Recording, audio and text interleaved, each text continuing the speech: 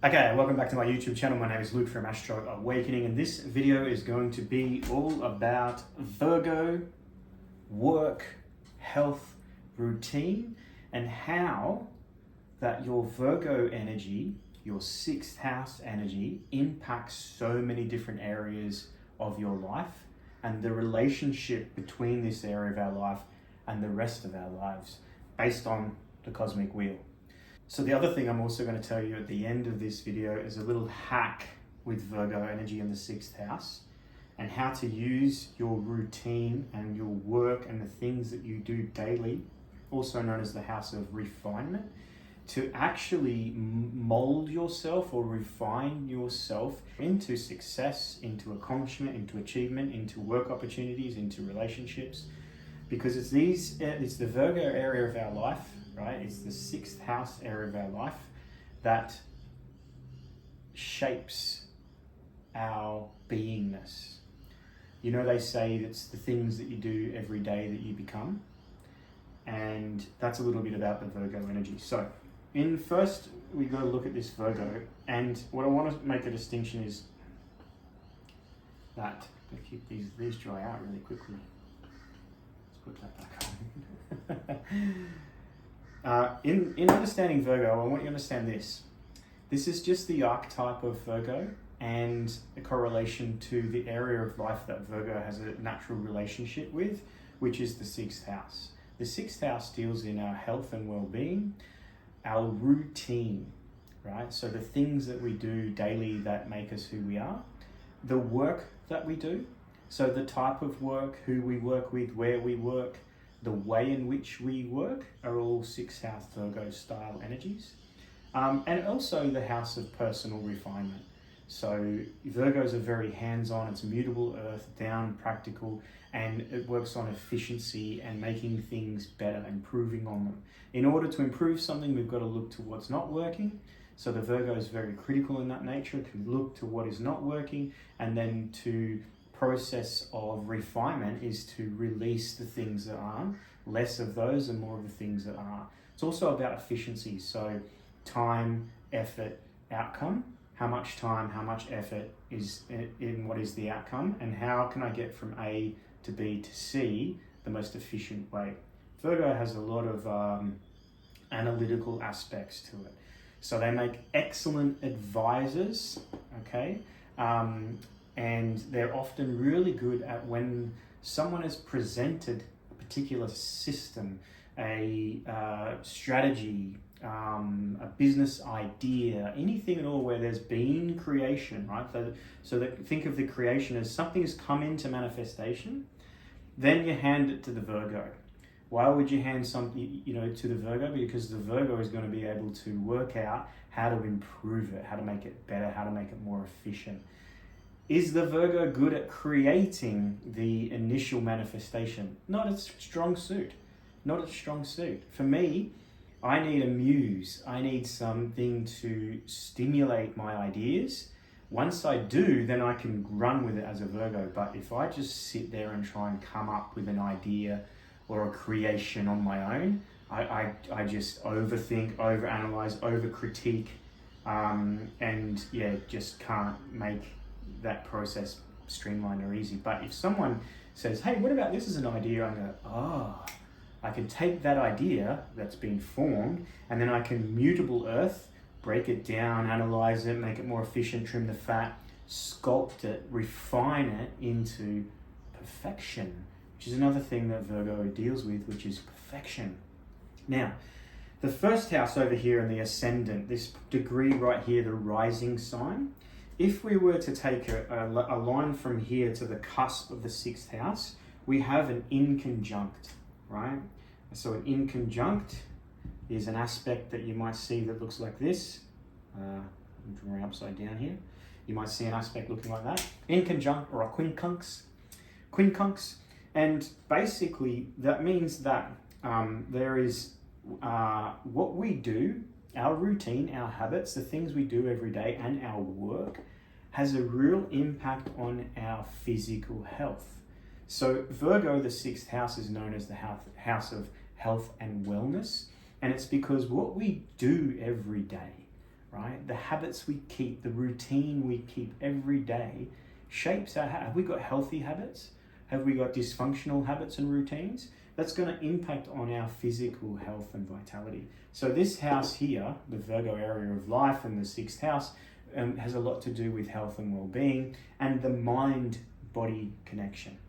Now, opposite Virgo is Pisces. So they say that we spend a third of our life working and a third of our life asleep. You know, Pisces is the dream. Pisces is where we let go. We're just escapist. We're on our own. We're in isolation, contemplation, meditation. We've withdrawn in the 12th house. We're not involved in our lives and other people's. We're socializing. It's very personal. It's isolated. It's away from and disconnected from life. And it's opposite our work, because when we're working, what do we need? We need rest, right? So the interesting thing about the polarity between these is if we spend a third of our life working, a third of our life asleep, that's only 1/3 left for everything else. But we are in the mutable age of Pisces. All right, so we've been conditioned to think that this is the big aspect of life, right?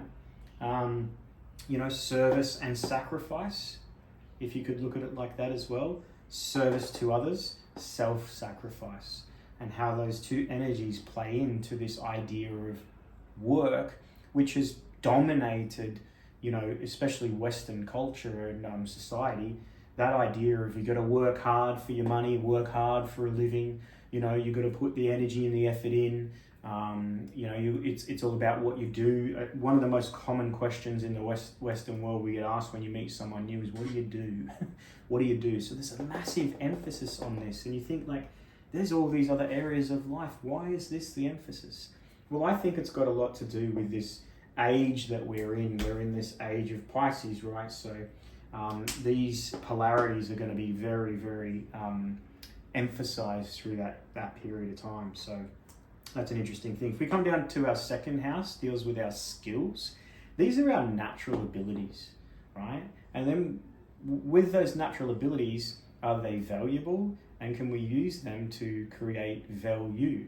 So this house is known as the house of money. This is Taurus and Virgo, both earth signs, and there's a natural trine between these energies, right? So a trine is a free flow because earth and earth goes well together.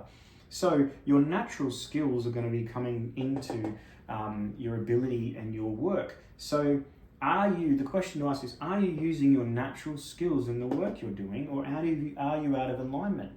You find that people that are naturally good at things tend to be able to work, and then the other earth house is the career up here, the 10th house, the Capricorn area. So it creates this grand trine between these areas like this, and you find that if you're naturally skilled and that you do that for work, you're able to create a career or a business or an income from it, and you generally get paid well because there's a trinity of those energies. So if the work you're doing, you're not good at it, or you're just doing it for money, and it's not something that comes natural, something that then you might struggle in work, right, to make a living. You might be always just surviving, which is a big aspect of Taurus, which is security and survival, right? And we might think that we have to work in order to survive, but really what we have to do is develop our natural skill set here. And then we can use that for work, and that can create a career or a business, or we can have this sort of connection between these 3 points. So if we then move on to the next house, the Gemini house, Gemini is how we learn.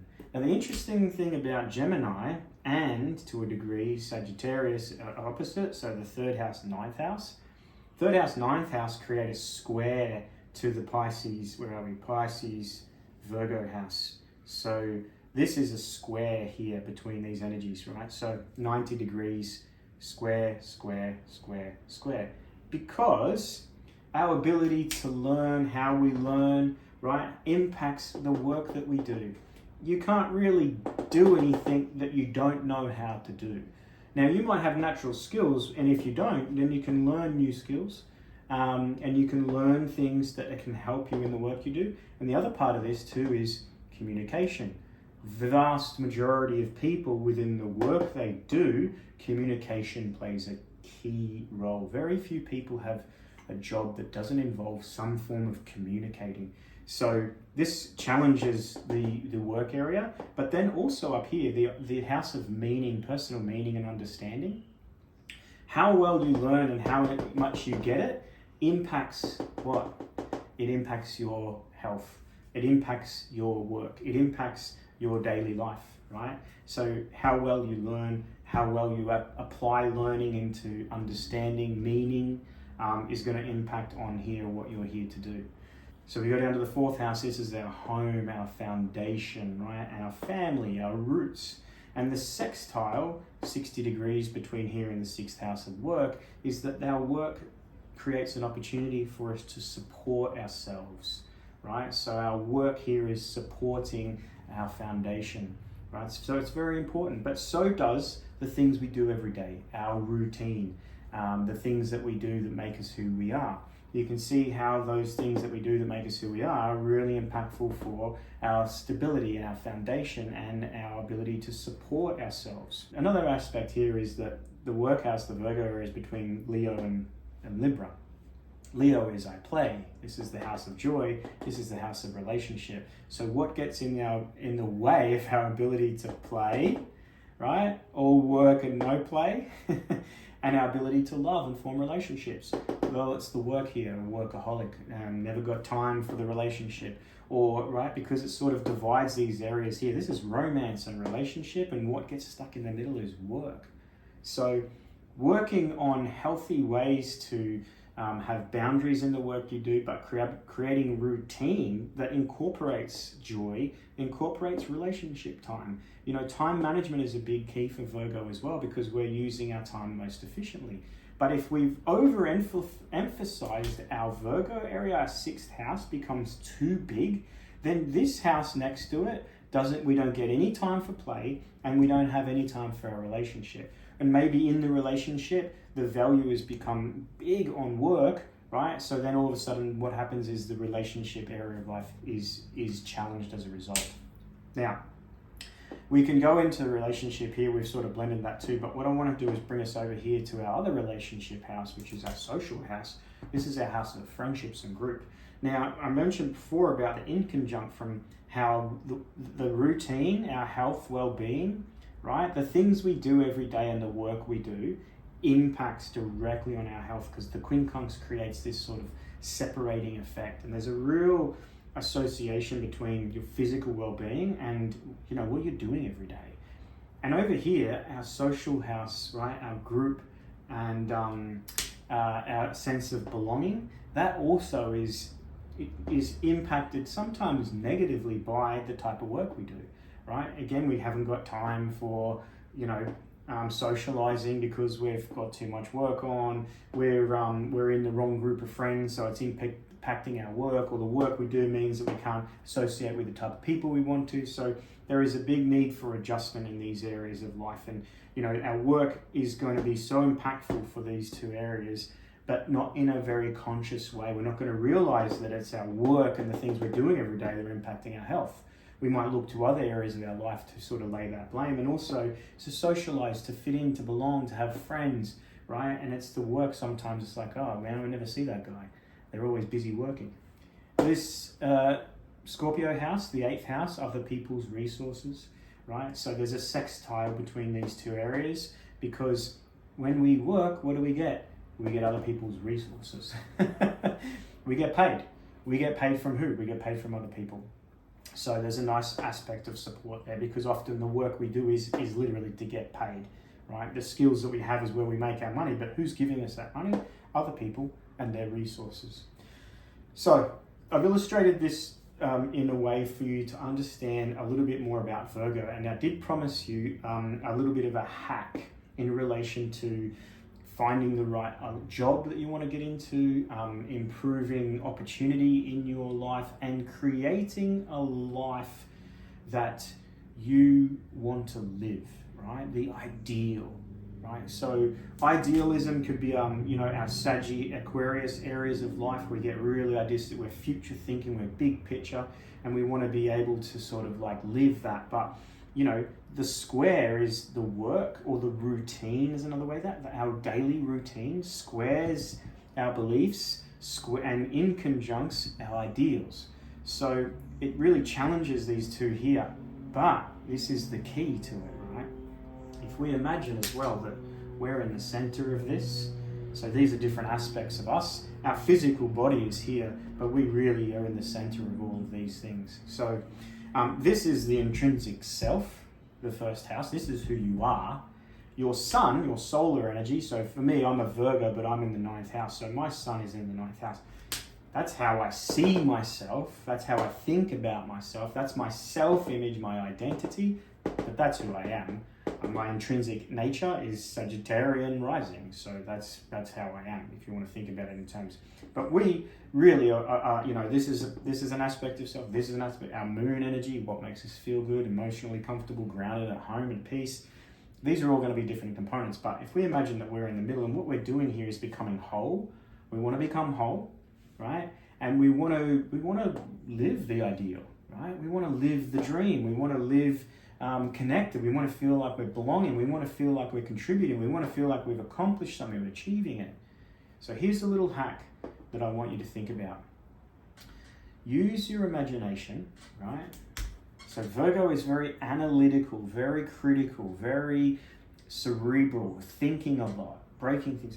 The opposite is Pisces, the imagination here, right? So we've got to come into the imagination, because these two require balance in our life, right?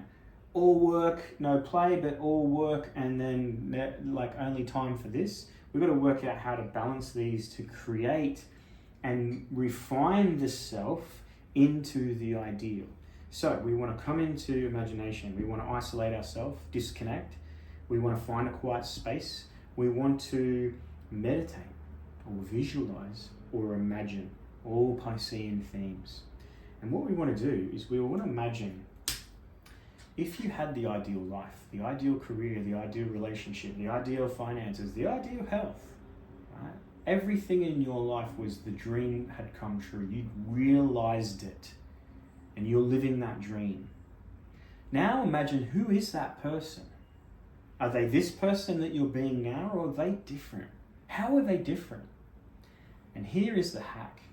Come over to your Virgo area, your 6th house, your routine, and think about that person living your ideal. What do they do every single day to reinforce their state of being? What are their habits, their routines, the things that they do autonomously, repetitively, habitually? It's just who they are. And I guarantee you, if you ask yourself this, the habits and routine you keep today are going to be a lot different than the habits and routine that the ideal you keeps living in your dream life. And if you want to manifest your dream life, most people think that once you have the money, once you have the career or the success, once I've got the relationships, once I have all these things, then I can be that person. And the reality is this, no. You have to become that person. And then this material world and the universe that sort of swirls around physical reality will conform to your will and create opportunities, chance meetings, synchronicities, right place, right time, people in and out of your life to bring you the opportunities to create that ideal life, because you've chosen to become the person that lives there. So if that person living in your ideal dream life, right, gets up in the morning, does their half an hour of meditation and breath work, goes for a run or a swim or a surf, comes back, does their diary, to-do list, whatever, has their healthy breakfast and gets on with their day, then you start doing those things today. Because the lazy version of yourself is got you to where you are, and it's going to keep you stuck in that reality, because that's the reality that it's created for itself. If you want a different reality, if you want to live in the ideal, whatever that is for you, you have to become the person living there. And you become the person by the things you do every day that make you who you are. They support your well-being, your health, right? Your ideals, your beliefs, your state of being. They support all these different aspects because that's just who I am. Now, here's the other thing about this. To get there, to get it going, you're going to have to move past the resistance, because the ego self, right? The dysfunctional ego self that got you to where you are wants to keep you there because that's their identity. And the ego exists in that reality only because you're allowing it to. And every time you try to be someone or do someone different to that ego identity, it's going to lay in the excuses, the resistance. I hurt myself, I didn't sleep well, it's that time of the month, whatever it is. And you're going to have to overcome it. But to do it, the ego's going to have to die. So you're going to have to push through and do it anyway. Initially, you're going to be doing it and you're not going to see the results straight away. You just got to bank the karma and do it anyway. It's the cumulative effect of your habits over a period of time that shape your identity. And it's your identity, the person you're choosing to be, that creates your whole lived reality. So how's that for you? If you've got any questions, drop them in the comment section below. If you like this video and want more on them, let me know. And we're coming into Libra season next, and let's see how Libra energy sort of comes in with its key, right? Its piece of the puzzle, right? For wholeness. Wholeness. So that's my little escapade. That's my little Virgo video for you guys. Cheers, peace out. See you next time.